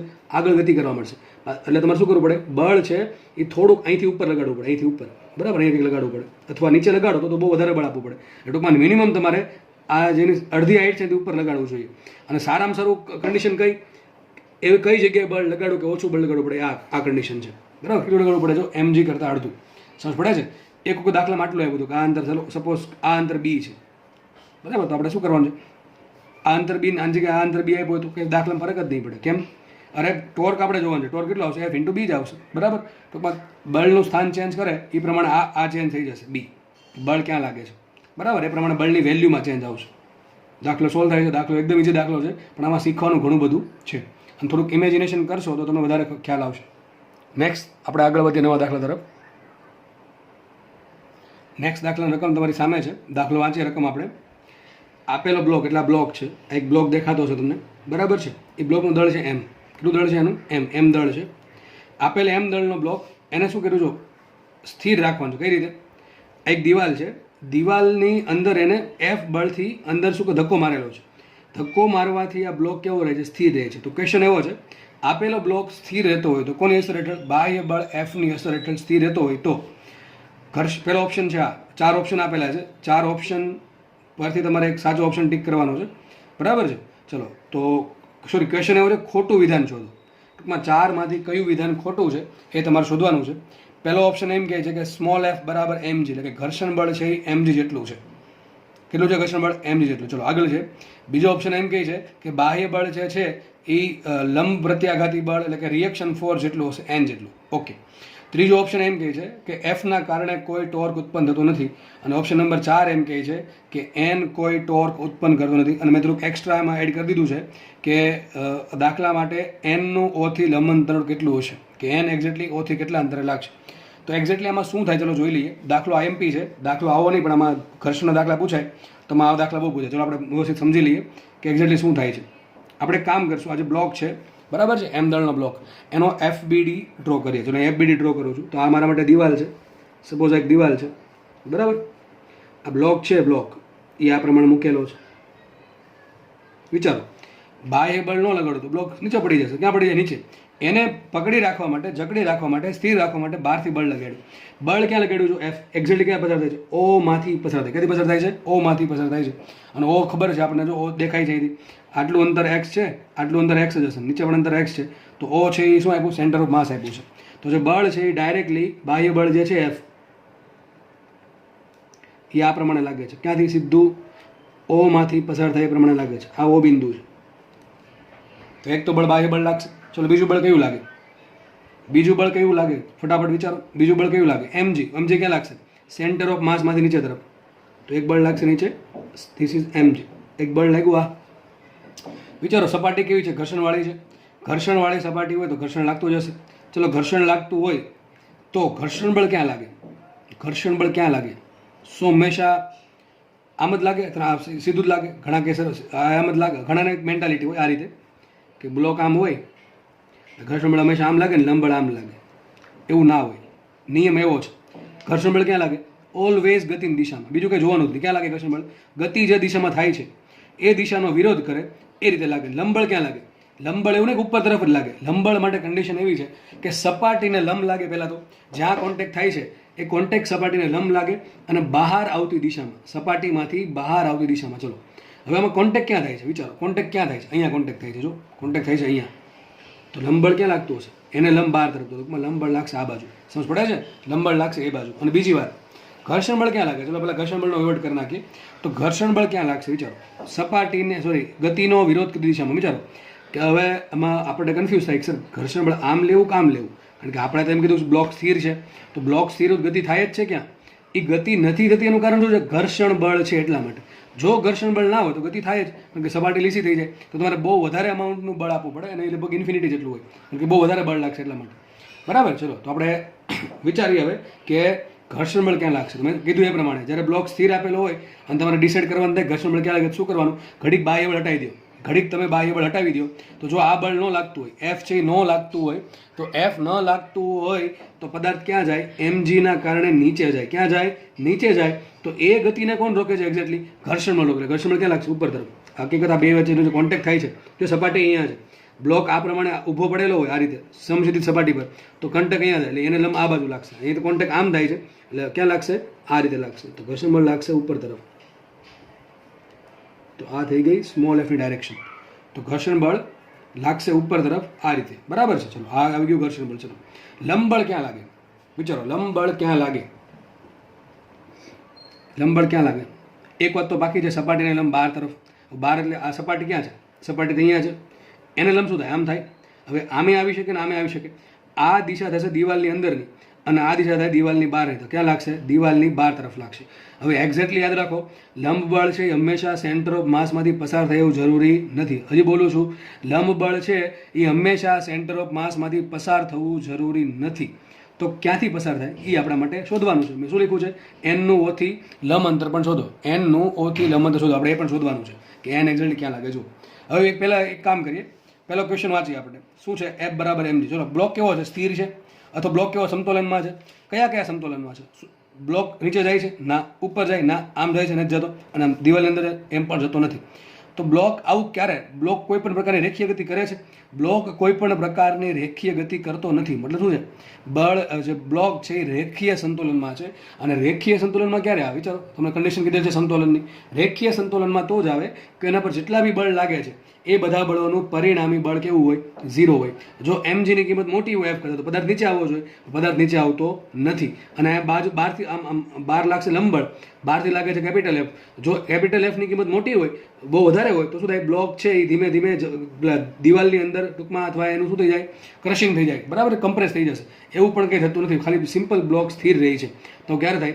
જેટલા બી બળ લાગે છે એક જ દિશામાં, એ બે બળ કેવા હોય? પરસ્પર વિરુદ્ધ દિશામાં અને સરખા મૂલ્યના હોય. તો જોજો વાય દિશામાં કેટલા બળ લાગે છે? એક લાગે વાય ઉપર દિશામાં વાય F ઘર્ષણ બળ, અને નીચે લાગે છે mg. તો આ બે બળ કેવા હોવા જોઈએ? સરખા હોવા જોઈએ. લખાઈશું અહીંયા F બરાબર mg હશે, તો જ બ્લોક સ્થિર રહે. બીજું, આ બાજુ કયું બળ લાગે છે? આ બાજુથી બળ લાગે છે લંબબળ n આ બહાર તરફ, અને બહારથી બળ લાગે છે કેપિટલ F અંદર તરફ. હવે લંબબળના કારણે બ્લોક બહાર નથી જતો, બાહ્ય બળના કારણે બ્લોક અંદર નથી જતો. તો આવું ક્યારે પોસિબલ થાય? જેટલું બાહ્ય બળ લાગે છે એટલું લંબબળ લાગતું હોય. સાબિત શું થયું? Small f is equal two mg. યાદ રાખજો, આવા કિસ્સામાં જ્યારે સપાટી સીધી હોય એટલે કે શિરોલંબ દિશામાં હોય ત્યારે સૂત્ર f બરાબર μn નહીં આવે ડાયરેક્ટલી. એટલે સૂત્ર તમે ટૂંકમાં μn વાપરી શકો, બરાબર છે, પણ મોસ્ટલી એમાં શું થશે? જ્યારે બ્લોક શિરો ત્યારે f બરાબર mg. શું થાય? f બરાબર mg થશે. તો f બરાબર mg આવશે, અને આમાં શું આવશે? n બરાબર. તો ચલો ઓપ્શન જોઈએ તો ક્વેશ્ચન આવું છે, ખોટું વિધાન શોધો. તો આ તો સાચું છે, ચલો આ તો સાચું વિધાન છે, f બરાબર mg સાચું છે. બીજું વિધાન છે capital F is equal two n, એ પણ સાચું છે. ત્રીજું વિધાન છે f કોઈ ટોર્ક ઉત્પન્ન કરતું નથી. ચલો જોઈએ, f છે શું કોઈ ટોર્ક ઉત્પન્ન નથી કરતું? નથી કરતું. કેમ? f ની દિશા આગળ વધારો, તો ક્યાંથી પસાર થશે? ડાયરેક્ટલી પસાર થશે o માંથી. તો જે f ની કાર્યરેખા છે એ o માંથી પસાર થાય છે. તમને ખબર છે f ના કારણે કોઈ ટોર્ક ઉત્પન્ન થશે નહીં. તો ત્રીજું વિધાન પણ સાચું છે. તો સર એમ ખબર પડી જાય ચોથું વિધાન ખોટું છે. આ ખબર પડી જાય, ટીક કરી દેવું જોઈએ. ખબર પડે કે ન પડે? આની ખબર જજ કરતા આવડે કે ન આવડે? સાચું ખોટું, પણ આન્સર તો આ જ આવશે. ખબર પડી ગઈ. તો ખોટું વિધાન છે ચોથું. આપણે ખબર સાબિત કરીએ કે એ કેમ ખોટું છે. ચલો, શું કહે છે ચોથું વિધાન? n કોઈ ટોર્ક ઉત્પન્ન કરતું નથી. તો n છે એના કારણે કોઈ ટોર્ક ઉત્પન્ન કરતું નથી, એ ખોટું વિધાન છે. તો આપણા આન્સર પ્રમાણે શું સાબિત થવું જોઈએ? કે n છે એ સાચું વિધાન શું હોય છે? કે n ટોર્ક ઉત્પન્ન કરે. હવે n શું કામ ટોર્ક ઉત્પન્ન કરે? ચલો એ જોઈએ. 4 બળ લાગે, વિચારો કેટલા બળ લાગે છે? 4 બળ લાગે છે. હવે 4 બળના કારણે ઓ પદાર્થ જે પદાર્થ છે એમ દળનો શું એ રેખીય ગતિ કરે છે? ના, રેખીય ગતિ નથી કરતો. તો આ શું આવ્યું? રેખીય સંતુલન. શું આપણે વાપરવું જેવું થી? રેખીય સંતુલન જ વાપરવું છે. શું પદાર્થ ફરે છે કે ખાલી સ્થિર જ રહેશે? સ્થિર રહે છે. તો એ શું હશે? ચાક ગતિય સંતુલન પણ હશે. બંને સંતુલન, ટૂંકમાં પદાર્થ છે ટોટલ સંતુલનમાં છે, રેખીય સંતુલનમાં પણ છે અને ચાક ગતિય સંતુલનમાં છે. આવું ક્યારે થાય? પદાર્થ પર જેટલા બી ટોર્ક લાગે છે, જેટલા બી બળોના કારણે ટોર્ક લાગે છે, એ બધા બળોનું પરિણામી ટોર્ક 0 થાય તો જ. હવે જો 4 બળ લાગે છે, એક કયું છે? f સ્મોલ f, એક છે કેપિટલ F, એક છે સ્મોલ mg ને એક છે લંબબળ. આપણે લંબબળ જે દર્શાવ્યું નથી, ખાલી એટલું કીધું છે કે આમ ગમે ને બહાર તરફ હશે. એક્ઝેક્ટલી અહીંયા છે, અહીંયાથી લાગે આમ કે નીચેથી લાગે આપણને ખબર નથી, આપણે શોધવાનું. ચલો એટલા માટે મેં દર્શાવ્યું નથી અહીંયા. તો પેલા એક કામ કરીએ. ચલો mg ના કારણે કેટલું ટોર્ક લાગે? mg ડાયરેક્ટલી o માંથી પસાર થાય છે, એટલે mg ના કારણે કોઈ ટોર્ક હશે નહીં. ચલો f ક્યાંથી ડાયરેક્ટ પસાર થાય છે? o માંથી પસાર થાય છે, તો f ના કારણે પણ કોઈ ટોર્ક હશે નહીં. હવે તમને આકૃતિમાં તમને આપેલ છે x અંતર આપેલ છે. કેટલું અંતર આપેલ છે? સપોઝ કે અંતર x છે, અંતર x આપેલ છે, અને આ અંતર પણ x આપેલ છે. હું કીધું છે રકમમાં, એ કોઈ પણ આપી શકે, a b x y ગમે આપે, આપણે એની જોડે લેવા દેવા છે નહીં. તો જુઓ, આ બે બળના કારણે કોઈ ટોર્ક લાગતું નથી. વધુ કયું બળ? એક તો સ્મોલ f કીધું ને એક લંબબળ કીધું. શું સ્મોલ f ના કારણે o પર કોઈ ટોર્ક લાગી શકે? વિચારો, સ્મોલ f ના કારણે o પર કોઈ ટોર્ક લાગી શકે કે ના લાગી શકે? લાગી શકે. કેમ? f જાય છે ઉપર તરફ, બળ લાગે છે f, લંબ અંતર કેટલું એનું? f નું o થી લંબ અંતર કેટલું? x. કેટલું અંતર છે લંબ અંતર? x. તો f ના કારણે o પર કેટલું ટોર્ક લાગશે? fx. કેટલું લાગશે? fx. ચલો f છે સ્મોલ f, એનો ટોર્ક કઈ દિશામાં છે? વિચારો, કઈ દિશામાં હશે? તો ફેરવાને પકડીને o તરફ કઈ દિશામાં છે? સમઘડી દિશામાં. તો જે fx છે, જે ઘર્ષણ બળ છે, એ બ્લોકને સમઘડી દિશામાં ફેરવવાનો પ્રયત્ન કરે છે. શું બોલ્યો હું? જે સ્મોલ f છે ઘર્ષણ બળ, એ બ્લોકને સમઘડી દિશામાં ફેરવવાનો ટ્રાય કરે છે fx જેટલા ટોર્કથી. શું એક્ઝેક્ટલી પદાર્થ ફરે છે? એક્ઝેક્ટલી પ્રેક્ટિકલમાં આવું થાય છે? થતું નથી. તો આના કારણે ટોર્ક તો લાગે છે, f ના કારણે ટોર્ક લાગે છે fx, એના કારણે ફરવો જોઈએ, પણ ફરતો નથી. એનું કારણ શું? હજી એક બળ બાકી છે. કયું બાકી? લંબ બળ. કયું બાકી છે? લંબ બળ. તો f ના કારણે જે fx ટોર્ક લાગ્યું સમઘડી દિશામાં, એટલું જ ટોર્ક જો લંબ બળ n ના કારણે વિષમઘડી દિશામાં લાગે તો જ પદાર્થ ફરે નહીં. વિચારો, ઘણા કંઈક સરા લંબ બળ છે એ આ પ્રમાણે હોય તો શું થાય? ક્યાંથી પસાર થાય? o માંથી. ચલો માનો કે તમે આમ લીધું કે લંબ બળ છે એ o માંથી પસાર થાય છે. ચલો, તો f ના કારણે ટોર્ક 0, mg ના કારણે ટોર્ક 0 અને લંબબળ છે એ પણ કઈથી પસાર થયું, o માંથી પસાર થયું, તો લંબબળના કારણે પણ ટોર્ક 0. તો વધુ કઈ ટોર્ક? f ના કારણે. f ના કારણે ટોર્ક કેટલું વધશે? fx. બીજું કોઈ ટોર્ક છે ના? એક જ છે. તો પદાર્થ પર પરિણામી ટોર્ક કેટલું લાગશે? 0 + 0 + 0 + fx. તો પરિણામી ટોર્ક કેટલો આવશે? fx. અને fx ટોર્કના કારણે પદાર્થ સમઘન દિશામાં ફરવો જોઈએ, પણ ફરતો તો છે નહીં. તો એક વાત તો પાકી કે લંબબળના કારણે ટોર્ક 0 થશે નહીં. તો લંબબળના કારણે ટોર્ક 0 ન થાય તો લંબબળ ડાયરેક્ટલી o માંથી પસાર થાય નહીં. ક્યાંથી પસાર થવો જોઈએ? ચલો વિચારીએ. તો કાં તો એ o ની ઉપરથી પસાર થશે, કાં તો એ o ની નીચેથી પસાર થશે. આપણે કામ કરી જોઈએ. માનો કે લંબબળ આ રીતે છે. લંબબળ છે આ પ્રમાણે છે, સપાટીનું નામ બહાર તરફ, ઉપર તરફ, અહીંયા આટલા ભાગમાં. તો લાગે તો એ દર્શાતું નીચે આ પ્રમાણે આકૃતિ છે આપણી. આપણું O બિંદુ છે. સપોઝ આ તો આપણે કહી દીધું f ઉપર છે, x અંતર. માનો કે તમે લંબબળ આ બાજુ લીધું, લંબબળ છે આ O બિંદુ છે, લંબબળ તમે આ રીતે લીધું. ચલો f ના કારણે ટોર્ક કેટલો આવ્યો? ની આસપાસ fx આવ્યું. કઈ દિશામાં? સમઘન દિશામાં. માનો કે તમે ધારો કે લંબબળ આ બાજુ, તો કામ કરે આપણે ટોર્ક ગણીએ. ચલો માનો કે એનું અંતર છે આ, એ અંતર y છે. કેટલું છે? આપણે y શોધવાનું છે. y a b તમે કોઈ પણ ધારી શકો. માનો કે લંબબળના કારણે જે ટોર્ક લાગે છે એ o થી n નું લંબ અંતર y છે. તો લંબબળના કારણે ટોર્ક કેટલું લાગશે? જો આટલું લાગશે. કેટલું? ny. કેટલું લાગશે? ny. ચલો ટોર્ક આવ્યું ny.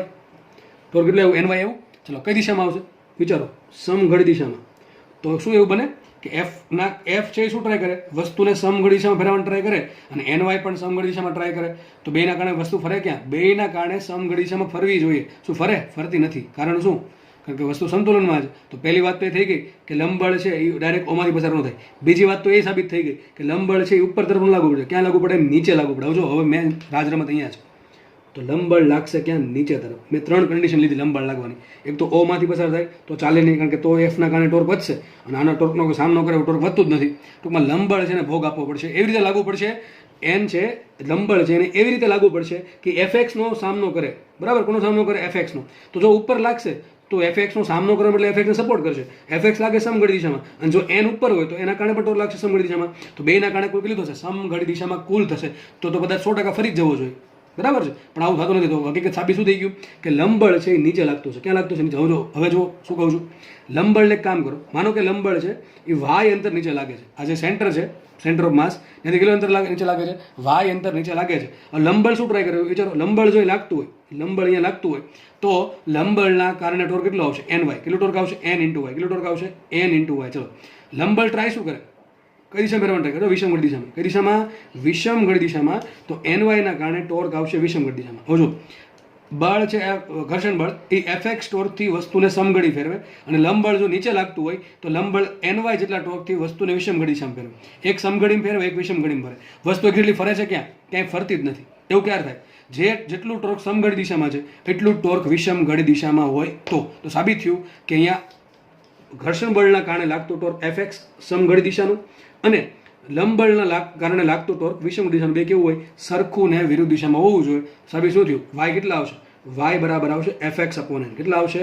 fx/n. અને ક્યાં લાગશે? ક્યાં લાગશે એક્ઝેક્ટલી? નીચે લાગે કે ઉપર? નીચે લાગે. ક્યાં લાગે? નીચે. તો સાબિત થઈ ગયું. લંબબળ ક્યાં લાગતું? અહીં લાગતું. જો અહીંયા લંબબળ લાગતું છે અહીંયા. એક્ઝેક્ટલી તમે ફરતી ડાયાગ્રામ દોર દો તો કંઈક આવો ડાયાગ્રામ આવી જશે. બરાબર? કેવો છો કે આખો બ્લોક હતો એક, તો સેન્ટર અહીંયા છે. એક બળ લાગશે mg, ટોર્ક 0 એનું, ઓના કારણે o પર ટોર્ક 0. એક બળ લાગે છે f, એના કારણે પણ ટોર્ક 0. ઉપર લાગે છે ઘર્ષણ બળ સ્મોલ f, અંતર છે એનું કેટલું? x, એના કારણે ટોર્ક કેટલું છે? fx. કેટલું છે? fx. કઈ દિશામાં? સમઘન દિશામાં. હવે વસ્તુ ફરતી ન હોય, વસ્તુને ફરવું ના હોય તો એક તો પાકું છે. હવે જે પણ કરવું છે એ કોના હાથમાં છે? આ બે કીધું કે મેં છે એ f ના કારણે જે ટોર્ક લાગે છે એનો સામનો નથી કરી શકતા, તો બધી જવાબદારી કોના પર આવી? n પર. એટલે પ્રત્યાઘાતી બળ પર આવી. પ્રત્યાઘાતી બળને એવી રીતે લાગવાનું છે, પ્રત્યાઘાતી બળને એવી રીતે લાગવાનું છે કે જેથી એના કારણે જે ટોર્ક ઉત્પન્ન થાય એ fx નો સામનો કરે. તમે મેં કીધું જો fn છે અહીંથી પસાર થઈ જાય, n છે એ અહીંથી પસાર થઈ જાય, તો n ના કારણે પણ ટોર્ક 0 થઈ જશે. તો આનો સામનો કરે એવું કોઈ વધશે નહીં. તો n તો પહેલી વાત તો કે n છે એ ડાયરેક્ટ o માંથી પસાર થશે નહીં. શું n ઉપર લાગી શકે? તો આપણે એ પણ ટ્રાય કરી જોઈએ કે n ઉપર લાગતું હોય તો એ પણ શું ટ્રાય કરશે? સમઘન દિશામાં ફેરવવાનો ટ્રાય કરશે. પણ આપણે તો fx નો સામનો કરવાનો છે. આ તો n × y સપોર્ટ કરે ઉપર લાગે તો એ પણ લાગે તો લાગશે ક્યાં? નીચે લાગશે. ક્યાં લાગશે? નીચે લાગશે. તો ચોથું બળ જે છે એ આ બાજુ લાગશે. આ રીતે લંબબળ લાગશે અહીંયા. તો જો સાબિત થયું એવું કે હંમેશા લંબબળ છે સેન્ટર ઓફ માસમાંથી પસાર થાય એવું જરૂરી નથી. તો કન્ડિશન આવી ગઈ. બ્લોક માટે આટલા બળ લાગશે. એક લાગશે mg નીચે, એક બળ લાગશે f એ આ બાજુ કેપિટલ F, એક બળ લાગશે અહીંયા અને લંબળ લાગશે અહીંયા નીચે, ટૂંકમાં આ રીતે, બરાબર. તો જ એનો ટોર્ક 0 થશે. અને આ જે y અંતર છે કેટલું નીચે લાગવું જોઈએ? સપોઝ કે y અંતર નીચે લાગવું જોઈએ તો y બરાબર શું આવશે? y બરાબર હમણાં આવ્યું fx/n. કેટલું નીચે લાગવું જોઈએ? fx/n જેટલું નીચે લાગવું જોઈએ, બરાબર છે. તો દાખલા સોલ્વ થાય છે. તો દાખલામાં કેટલું બધું શીખવા મળ્યું તમને, જો તમને ઇન્ટરેસ્ટ હોય તો. બાકી તો યાદ રાખવું બહુ ઇઝી છે કે ભાઈ નીચે લગાડી દેવાનું. અને હવે આપણે આ ઓપ્શન જો કેમ ખોટો આવ્યો? આ ઓપ્શન એમ કહે છે કે એન કોઈ ટોર્ક ઉત્પન્ન કરતું નથી. ખોટી વાત છે. એનને ટોર્ક ઉત્પન્ન કરવું જ પડશે. કેમ? કારણ કે એફએક્સ ઘર્ષણ બળના કારણે જે ટોર્ક લાગે છે એનો સામનો કરવા માટે કોઈક તો વધવું જોઈએ ને. અને એનો ભોગ કોણ આપશે? લંબબળ આપશે. કેટલું ટોર્ક લગાડશે? n × y. કેટલું લગાડશે? n × y જેટલું ટોર્ક લગાડશે વિષમ ઘડી દિશામાં. એટલે ઓપ્શન નંબર 4 ખોટો છે. એટલે કે n કોઈ ટોર્ક લગાડતું નથી, વાત ખોટી છે. ચલો એક્સ્ટ્રા મેં કીધું હતું કે n નું o થી લંબાંતર બનાવવાનું. કેટલું લંબાંતર આવશે? y જેટલું. y બરાબર શું આવશે? fx/n. તો તમારો જવાબ અહીંયા આવી ગયો, બરાબર છે. જવાબ અહીંયા આવી ગયો છે આપણે. અને આ પણ સાચું છે. f બરાબર શું હોય પાછું? f બરાબર હોય μn. શું હોય? f બરાબર μn. તમે f બરાબર μn મૂકો શું આવશે આન્સર? μx. કેટલો આન્સર આવશે? μ × x. તો જે લંબબળ સોરી જે y છે એ કેટલું હશે? μ × x અથવા સિમ્પલ fx/n જેટલું હશે. દાખલો સોલ્વ થાય છે. આના પછી આપણે એક નેક્સ્ટ દાખલો ગણીને લેક્ચરને વિરામ આપીશું. તો નેક્સ્ટ ક્વેશ્ચન સોલ્વ કરીએ. બે સળિયા છે, એક છે AB અને એક છે BC. બે સળિયા સમાન લંબાઈના છે, મટીરિયલ સરખું છે. ટૂંકમાં એનું દળ કેવું છે? સરખું છે. એક સળિયો AB છે, બીજો સળિયો BC છે. બંનેને એકબીજા સાથે B પોઈન્ટ સાથે જોડેલા છે. કયા પોઈન્ટ સાથે ભેગા કરી દીધા? B પોઈન્ટ સાથે. એવી રીતે કે બંને 90 ડિગ્રીનો ખૂણો બનાવે. તમને આકૃતિ દેખાતી હશે. તો બંનેને 90 ડિગ્રીના ખૂણે આપણે અટેચ કરેલા છે. સળિયો એક AB છે, એક BC છે. બંને સળિયા બધી રીતે સરખા છે. તો બંનેનું દળ કેવું થશે? સરખું થશે. શું થશે? દળ સરખું થશે. ચલો આગળ વાંચીએ. બંને સળિયાઓ AB અને BC સમાન લંબાઈના છે. જો શું લખ્યું છે? L આકાર, જે આકાર બેનો L, બરાબર. આ જે L આકાર છે, જો L આકાર થીટા ખૂણે સંતુલિત હોય તો, આ શબ્દ જરૂરી. આ ખૂણો તમને આપ્યો થીટા ખૂણો, એ ખૂણે સંતુલિત છે. કેવું છે? સંતુલિત. તો થીટા કેટલો હોય? સિમ્પલ ક્વેશ્ચન છે, બહુ સિમ્પલ ક્વેશ્ચન છે. કોન્સેપ્ટ પણ સિમ્પલ છે, પણ થોડુંક મેથેમેટિક્સ આવશે. થોડુંક એ બાબતે થોડુંક તૈયાર રહેવું. જો થાય શું એક્ઝેક્ટલી? ટૂંકમાં સળિયો આ પ્રમાણે મૂકી દીધો. એક દોરી છે, આ દોરી ઉપર દોરી છે, એની જોડે એ છેડો બાંધી દીધો, બરાબર. આપણે કંઈક બાંધી દીધું. આ પ્રમાણે કંઈક બાંધશે. દેખાય છે બે પેન, બરાબર. બે પેન દેખાતી છે તમને, અથવા સિમ્પલ આ પેન લઈ શકો તમે. આ પ્રમાણે એક સળિયો બાંધી દીધેલો છે, બરાબર. દેખાતું હશે, થોડુંક નાનું દેખાય. આ પ્રમાણે કંઈક છે, બરાબર. આને બાંધી દો આની જોડે. આવું કરવાથી L જે સળિયો છે, L આકારનો સળિયો, એ સ્થિર રહે છે. કેવો રહે છે? સ્થિર. આવું ક્યારે થાય? વિચારો. આવો શેપ છે ને હવામાં સ્થિર રહેતો હોય, ક્યારે થાય આવું? શું ટોર્ક લાગતું હશે? કોઈ ટોર્ક લાગતું નહીં હોય. શું પરિણામી બાહ્ય બળ 0 હશે? હા. તો બે સંતુલન હશે. કયા સંતુલન હશે? રેખીય સંતુલન પણ હશે અને ચાક ગતિય સંતુલન પણ હશે. હવે તમે થોડોક ઊંડાણમાં લઈ જાઓ તો જો આવું થાય થશે એક્ઝેક્ટલી આવું. માનો કે આજે આખું ઝેડમાં દોરવાનું ટ્રાય કરું તો થશે એક્ઝેક્ટલી આવું. આ ઉપરનો છત છે, આ દોરી છે, માનો કે એક સળિયો અહીંયા છે અને એક સળિયો અહીંયા છે. ટૂંકમાં ખૂણો ધારો કે મોટો હોય તો શું થાય? આ ખૂણો મોટો હોય તો શું થાય? જુઓ, આ બળ ક્યાં લાગે? mg લાગે. આ સળિયાનો mg ક્યાં હશે? નીચે હશે. તો આ સળિયા માટે mg આવશે નીચે. આ સળિયા માટે mg આવશે નીચે. ઓકે. બીજો સળિયો છે, બરાબર. એનો mg અહીંયા કંઈક છે, તો એના પણ mg ક્યાં આવશે? નીચે આવશે. એના કારણે પણ mg ક્યાં આવશે? નીચે આવશે. ચલો માનો કે એ પોઈન્ટ છે, એ કોઈ પોઈન્ટ છે એ. આખું તંત્ર સ્થિર રહેતું હોય, આખું તંત્ર સ્થિર રહેતું હોય તો એના એ પર ટોર્ક કેટલું થાય? એ પર ટોર્ક 0 થવું જોઈએ. શું લખ્યું છે? થીટા ખૂણે સંતુલિત છે. સંતુલિત ક્યારે રહી? કે એ બિંદુને અનુલક્ષીને કે જેની આસપાસ ફરી શકે. વિચારો, સળિયો ફરી ક્યાં શકે? આ પ્રમાણે આખો આ સળિયો છે એ આખો આમ ફરી શકે, બરાબર. એલ આકારનો સળિયો છે, આખે આખો એની આસપાસ ફરે. પણ સંતુલિત હોય તો એને અનુલક્ષીને ટોર્ક કેટલું હોવું જોઈએ? 0 હોવું જોઈએ. કેટલું હોવું જોઈએ? ટોર્ક 0 હોવું જોઈએ. વિચારો, શું આ કિસ્સામાં ટોર્ક 0 થાય? વિચારો, mg શું ટ્રાય કરશે? mg ના કારણે ધારો કે લંબાઈ x છે. કેટલી લંબાઈ છે? x. તો mg ના કારણે ટોર્ક ક્યાં લાગશે? વિચારો, એ બિંદુને ટોર્ક લગાડો, ક્યાં લાગશે? વિષમઘટ દિશામાં. ટૂંકમાં આ જે mg છે શું ટ્રાય કરે? આ આખા સળિયાને વિષમઘટ દિશામાં લઈ જવાનું ટ્રાય કરે. ચલો આ શું આના નીચે લંબાઈ દો, બરાબર. નીચે લંબાઈ દો લાઈનને. ચલો આ mg શું ટ્રાય કરશે? વિચારો, mg શું ટ્રાય કરે? એની આસપાસ ફેરો, એ પણ શું ટ્રાય કરે? વિષમ ઘડી દિશામાં લઈ જવાની ટ્રાય કરે. વિચારો, તમે એક વસ્તુ છે, બરાબર. એક માનક વસ્તુ છે, આ પ્રમાણે વસ્તુ છે, ઢોલક બનાવ્યું. ઢોલકને અહીંથી આમ લઈ જાઉં છું, અહીંયા મૂકી દો. શું કરે? દોલન કરે કે ન કરે? સેમ વસ્તુ અહીં થશે. કેમ? આ mg એ પણ વિષમ ઘડી દિશામાં ફેરવે, આ mg પણ વિષમ ઘડી દિશામાં ફેરવે. તો અહીંયા તો વસ્તુ સ્થિર રહે છે, ગતિ કરે. અહીંયા તો ગતિ કરે. કઈ ગતિ કરે? ચાક ગતિ. તો ચાક ગતિ કરાવવાની નથી કરાવવાની, નથી કરાવવાની. તો એવું ક્યારે પોસિબલ થાય? વિચારો, શું આમાં ચેન્જ કરવો પડે મારે કે જેથી ટોર્ક 0 આવે? શું ચેન્જ કરવો પડે? થોડુંક વિચારો ભાઈ. What change should I do in this figure? આપણે આકૃતિમાં શું ચેન્જ કરવો પડે? બળ પર ફોકસ કરો. બળ ક્યાં લાગવા જોઈએ? જો એક તો પાકું છે કે આ સળિયો તો આ બાજુ જ રહેશે. શું કરશે? આ બાજુ રહેશે. શું એક કામ કરું, આ થીટા ઘટાડું. થીટા ઘટાડું શું થાય? આ સળિયો ધીમે ધીમે આ બાજુ આવતો જશે, આ લાઇનની આ બાજુ આવતો જશે. ક્યાં સુધી થીટા ઘટાડો કે mg આખું આ બાજુ વહી આવે? તો આકૃતિ આવું કંઈક થઈ જશે. વિચારો, થોડુંક વિચારજો. આ લાઈન પહેલાં દોરી દઉં છું. આ દોરીવાળી લાઈન, આ પોઈન્ટ એ છે. માનો કે આ પ્રમાણે આકૃતિ બની. આનું mg ક્યાં લાગશે? આનું mg ક્યાં લાગશે? નીચે લાગશે. તો આ mg થઈ ગયું નીચે. આ સળિયાનો અડધો ભાગ આ બાજુ આવી ગયો, તો આનું mg ક્યાં લાગશે? આ બાજુ લાગશે mg. નીચે લાગશે કે ન લાગે? સમજ પડે છે કે નહીં?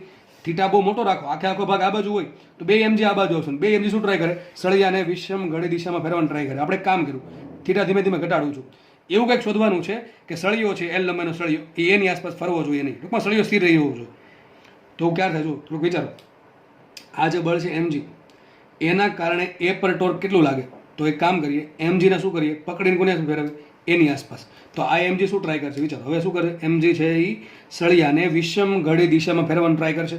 હવે ચલો, આ mg છે, આ બીજું mg છે. પહેલા આ લાઇનની આ બાજુ હતું, હવે આ જમણી બાજુ આવી ગયું. એનાથી શું અસર થાય? જુઓ, mg ને હવે ક્યાં ફેરવો? એ આસપાસ ફેરવો. તો ક્યાં બાજુ? વિચારો, આમ ફરશે ને, આમ કઈ દિશામાં ફેરવશે? સમઘડી દિશામાં.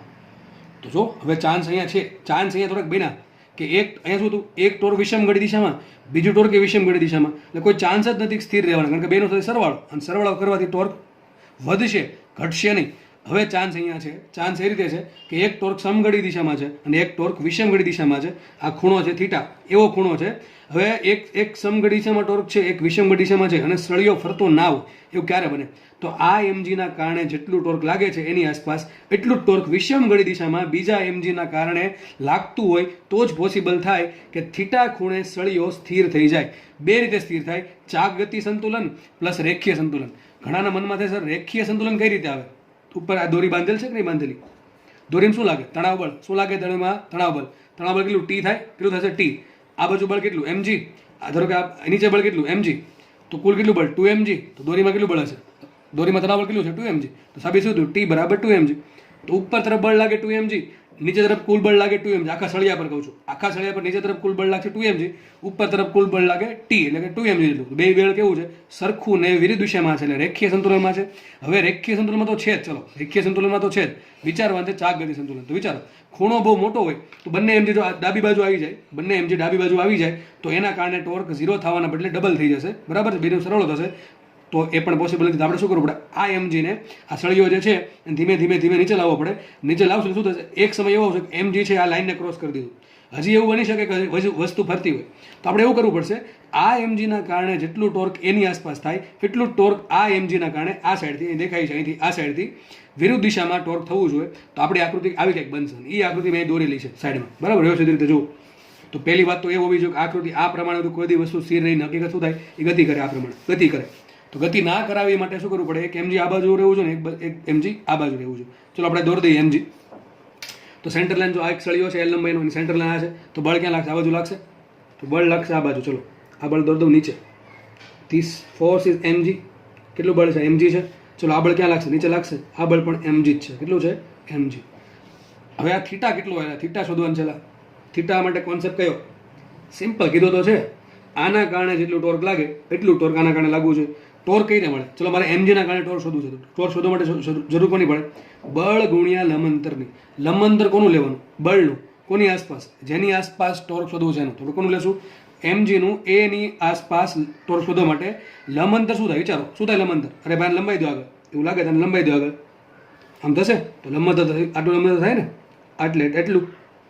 તો આ શોધવું પડે મારે. ગમે એમ કરીને મારે આ શોધવું પડે. તો શું મળે મને? mg ના પહેલા બળના કારણે ટોર્ક મળી જાય. ચલો, તો આ mg બળ છે એના કારણે આ લંબંતર શોધવું નાખું તો મને ટોર્ક મળી જાય. હવે વાત રહી ખરી લંબંતર મળે કઈ રીતે? આરામથી મળે. જુઓ, આ લંબાઈ કેટલી છે? આટલી લંબાઈ. આખી લંબાઈ કેટલી છે? આખી લંબાઈ L છે. કેટલી આખી લંબાઈ છે? L. તો આ લંબાઈ કેટલી આવશે? અહીંથી આટલી. પેન સામું જુઓ, આ લંબાઈ કેટલી આવશે? અડધી. L/2 થાય કે ન થાય? વિચારો. તો ત્રિકોણ સાઈડમાં બનાવું દઉં. આવો કે ત્રિકોણ બન્યો અહીંયા. આ લંબાઈ L/2 છે, આ થીટા છે, અને મારે આ જોઈએ છે, આ લંબાઈ જોઈએ છે. તો આ ખૂણો છે, આ કર્ણ થઈ ગયો, તો આ થઈ જશે સામેની બાજુ. સોરી, આ કર્ણ થઈ ગયો L/2, આ ખૂણો થીટા છે, આ ત્રિકોણ છે સાઈડમાં દોરી દીધો. જેને ડાયરેક્ટ અહીંયા ફાવે છે ડાયરેક્ટ લખી શકે છે. મારે તો સાઈડમાં દોરવું પડે બધાને સમજાવવા માટે, બરાબર છે. પણ એવું જરૂરી કે હું જેવું કરું તમે કરો જ. એટલા માટે આ લંબાઈ ડાયરેક્ટ જેને ખબર પડી જાય ડાયરેક્ટ લખી શકે છે. તો આપણે આજે ત્રિકોણ દોરો અહીંયા સાઈડમાં દોરો આપણે. તો કર્ણ થઈ ગયો L/2, આ ખૂણો થઈ ગયો થીટા, અને શોધવું શું પડે? સામેની બાજુ. સામેની બાજુ છેદમાં કર્ણ શું કહેવાય? Sine theta. તો સામેની બાજુ બરાબર શું આવશે? વિચારો, સામેની બાજુ બરાબર આવશે કર્ણ ગુણ્યા સાઇન થીટા. તો આ લંબાઈ કેટલી આવશે? આ લંબાઈ L/2 સાઇન થીટા. કેટલી લંબાઈ આવશે? L/2 sine theta. ચલો, મને ડિસ્ટન્સ મળી ગયું. આ ડિસ્ટન્સ જે હશે એ કેટલું હશે? L/2 sine theta. તો ચલો, આ બળ જે છે mg, એ બળ કેટલું? mg. એનું લંબંતર કેટલું? ઓથી. કેટલું લંબંતર છે? ઓથી. સોરી, એથી કેટલું લંબંતર છે એનું? mg. એ શું ટ્રાય કરે? જો આમ ફેરવાને, mg પકડીને એ આસપાસ ફેરવો. કઈ રીતે ફેરવવાનું ટ્રાય કરશે? વિષમ ટૂંકમાં જો દોરાઈ ગયું છે અહીંથી. તો આ જે mg છે એ સળિયાને એની આસપાસ વિષમ ઘડી દિશામાં ફેરવવાનું ટ્રાય કરે. કેટલા ટોર્કથી? તો mg into L/2 sine theta. લંબંતર છે L/2 સાઇન થીટા, બળ છે mg. તો mg ના કારણે જે ટોર્ક આવ્યું પહેલા આ સાઈડને mg ના કારણે કેટલું આવશે? બળ ગુણ્યા લંબંતર. તો આવશે કેટલું? mg into L/2 sine theta. આટલું ટોર્ક આવશે. કઈ દિશામાં આવશે? વિષમ ઘડી દિશામાં. કઈ દિશામાં આવશે? વિષમ ઘડી દિશામાં. તો હવે જેના હાથમાં રમત છે એ રમત આના હાથમાં છે. એમ આ બીજું mg છે એને, જો એ આ બાજુ લાગશે તો એ આનો વિરોધ કરવાના બદલે સપોર્ટ કરશે. આ તો વિષમ ઘડી દિશામાં લાગતું જ હતું દર્શાવ્યા પ્રમાણે. હવે આ પણ પાછું વિષમ ઘડી દિશામાં લાગશે, તો પરિણામી ટોર્ક 0 થશે નહીં. તો એક વાત તો બાકી છે કે આ mg છે આ લાઈનની આ બાજુ જોવું જોઈએ. એક mg આ બાજુ હોવું જોઈએ, એક mg આ બાજુ હોવું જોઈએ. આ ફેરશે કઈ દિશામાં? વિષમ ઘડી દિશામાં. આ ફેરવશે, વિચારો. અને ફેરવીને અને પકડીને આમ ફેરવો, કઈ દિશામાં ફરશે? સમઘડી દિશામાં. તો સમઘડી દિશામાં જો એ ફરતું હોય તો જ એના કારણે જે ટોર્ક છે અને આના કારણે જે ટોર્ક છે વિરુદ્ધ દિશામાં થાય એને સમાન મૂલ્યના થવા જોઈએ. આપણે એક કામ કરીએ, આનું ટોર્ક મળી ગયું, આનું ટોર્ક શોધો. ચલો, ટોર્કો નહીં, બળ ગુણ્યા અંતર, લંબંતર. બળ તો ખબર જ છે mg, લંબંતર બાકી છે. ચલો, mg નું એથી લંબંતર શું હોય? જો ન ફાવે, જો અત્યારે તો હવે આટલા દાખલા ગણાવ્યા છે, ડાયરેક્ટ તમે જોઈને ખબર પડી જાય કે લંબંતર કેટલું થાય. પણ નથી હોતું, એક કામ કરો, અને લંબાઈ દો આગળ. ક્યાં સુધી લંબાવ? એ સુધી. તો આપણે લંબાઈ દીધું, તો લંબંતર આટલું થયું, આ લંબંતર થયું. આ દેખાય કે નહીં? આ થઈ ગયું લંબંતર. કોનું? mg નું. આટલું અંતર એટલે આટલું અંતર થાય થાય ન થાય? જો આટલું નાનકડું અંતર દેખાય છે, આટલું નાનકડું, એ તમારે ગમે એમ કરીને શોધવાનું છે.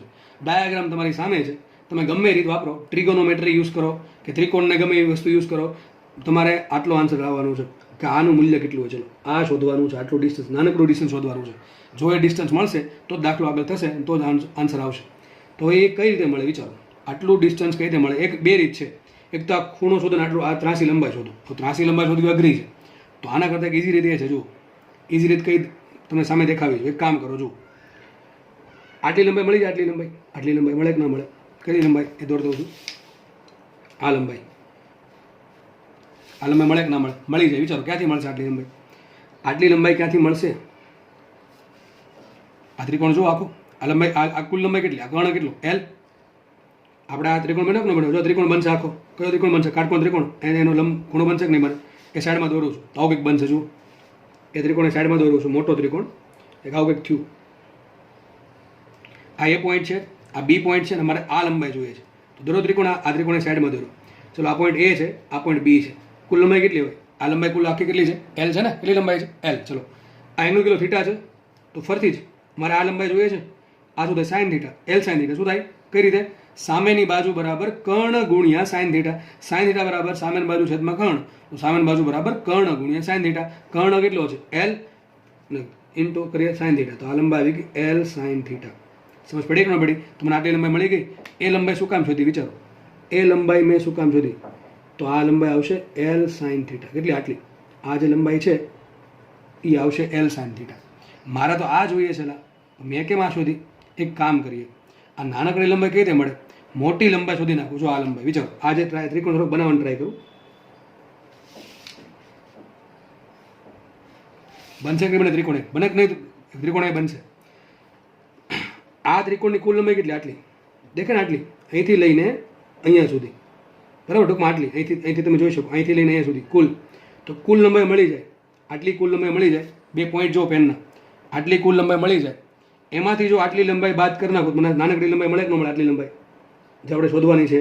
તો મારું નેક્સ્ટ ટાસ્ક એ છે, આ ત્રિકોણ સાઈડમાં બનાવી અને મારે આ નાનકડી લંબાઈ શોધવાની છે. ચલો એ ત્રિકોણ સાઈડમાં દોર દઉં છું. સપોઝ એ દોર દઉં છું એની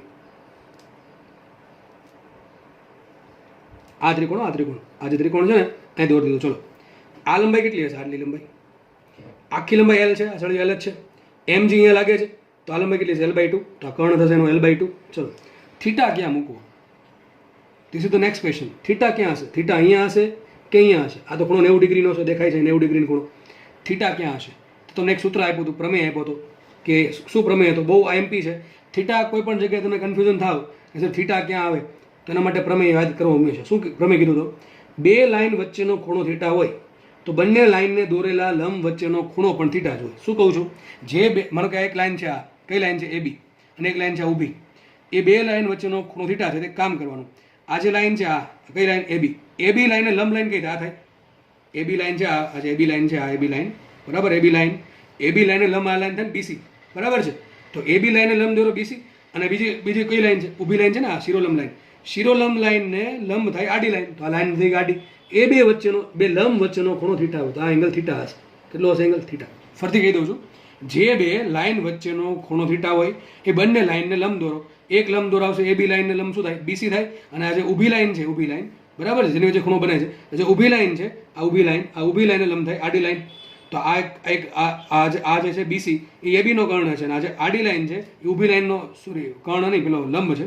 આ જે BC છે એ આ AB નો લંબ છે, અને જે આ આડી લાઈન છે એ ઊભી લાઈનનો લંબ છે. તો બંને લંબ વચ્ચેનો ખૂણો પણ થીટા હોય બરાબર છે. તો આ એંગલ કયો હશે? થીટા હશે. વિચારો, મારે આ જોઈએ છે, દેખાય ને, આ આટલી આપણે લંબાઈ જોઈએ છે. તો આ લંબાઈ મળે કે ના મળે? ચલો આ L/2 કર્ણ થઈ ગયો, આ થીટા થઈ ગયો. શું થઈ ગયું? પાછળની બાજુ શું આવશે? cos થીટા આવશે ને. તો cos થીટા બરાબર શું આવે? cos થીટા બરાબર પાછળની બાજુ છેદમાં કર્ણ. તો પાછળની બાજુ બરાબર શું આવશે? કર્ણ ગુણ્યા cos થીટા. કર્ણ કેટલો? L/2 into cos theta. તો મળી ગઈ કે ન મળી ગઈ? કુલ લંબાઈ આપણે, આપણી કુલ લંબાઈ મળી ગઈ. તો જુઓ એક્ઝેક્ટલી આપણને આ લંબાઈ મળી ગઈ. અહીંથી લઈને અહીંયા સુધીની કુલ લંબાઈ કેટલી છે? દોર દઉં નીચે. આટલી લંબાઈ આવી કેટલી? આટલી લંબાઈ આવશે કેટલી? L/2 cos theta. આટલી લંબાઈ આવશે L/2 cos થીટા. આટલી લંબાઈ કેટલી છે? આટલી શું દેખાય છે અહીંયા સુધીની? દેખાય? આ દેખાય ને? L sin theta. કેટલી લંબાઈ છે? L sin theta. મારે જોવે છે કેટલી? આટલી. તો મળે કે ન મળે? લખાઈશું L/2 cos theta is equal to L sin theta. Suppose ધારો કે આ અંતર છે x. કેટલું અંતર છે? x અંતર છે. આ જે mg નું અંતર છે ક્યાંથી? A થી, એ x છે. તો x બરાબર શું લખાય? મોટી લંબાઈમાંથી નાની લંબાઈ બાદ કરો. તો લખાઈશું અહીંયા x ઇઝ ઇક્વલ ટુ શું લખાશે? x ઇઝ ઇક્વલ ટુ મોટી લંબાઈ L/2 cos થીટા માઇનસ નાની લંબાઈ આવશે L sin થીટા. આટલું થશે બરાબર કે નહીં? તો x આટલું મળી ગયું. ચલો તો મને શું મળી ગયું? જો x એટલે શું મળ્યું? mg નું A થી લંબ અંતર. આ બધી માથાકૂટ શું કામ કરી? આટલું લંબ અંતર શોધવા માટે. તો બળ કેટલું છે? mg. લંબ અંતર કેટલું? x. તો એના કારણે ટોર્ક કેટલો આવશે? mgx. કેટલો આવશે? mgx. કઈ દિશામાં આવશે? વિચારો. mg લઈને પકડો તો કઈ સમઘડીમાં ફરશે, તેના કારણે ટોર્ક આવશે સમઘડી. તો એકના કારણે એવું ટોર્ક વિષમઘડી, બીજાના કારણે ટોર્ક આવશે સમઘડી. કેટલો આવશે? mg into x. ને કેટલો આવશે? સમઘડી દિશામાં, એટલે આ બાજુ આવશે. કેમ વચ્ચે બરાબર મૂક્યું? અરે ભાઈ સળિયો સ્થિર છે તો આ mg ના કારણે જેટલું ટોર્ક લાગે વિષમઘડીમાં, એટલું ટોર્ક આના કારણે સમઘડીમાં લાગવું જોઈએ. તો આપણે કામ કરીએ, mg ઉડી ગયા તો વધ્યું શું અહીંયા? L/2 sin theta is equal two x. આપણે થીટા શોધવા માટે x ની મૂકવી પડશે. તો આવશે L/2 sin theta is equal two x. કેટલા આવશે? x L/2 cos theta minus L sin theta આવશે. અહીંયા L/2 cos theta minus L sin theta. એક કામ કરીએ, આ L sin થીટા આ બાજુ લાવું તો શું આવશે? અહીંયા L sin theta plus L sin theta by 2 is equal to L cos theta by 2. બરાબર કે નહીં? હવે L/2 sin થીટા અને L sin થીટા બાય 2 લખાય કે ન લખાય? અને આ પાછું આ બાજુ આવ્યું તો જો એક L sin થીટા હતું એમાં અડધું ઉમેરું, એક આખું હતું એમાં અડધી વસ્તુ ઉમેરતા દોઢ થાય કે ન થાય? કેટલું આવશે? 3/2 L sin theta is equal to L cos theta by 2. L ઉડી ગયા, બે ઉડ્યા, વધ્યું શું અહીંયા? 3 sin theta is equal two cos theta. તો આપણે કામ કરીએ, કોસને છેદમાં લાવો તો શું આવશે? અહીંયા sin theta by cos theta is equal to 1/3 is equal to શું આવશે? tan થીટા ને. સાબિત શું થયું? થીટા બરાબર કેટલો હોવો જોઈએ? tan inverse 1/3. ટૂંકમાં આપેલા L લંબાઈના સળિયા માટે જો થીટા આટલો હશે, કેટલો? tan ઇન્વર્સ 1/3 હશે તો જ આ તંત્ર સ્થિર રહેશે.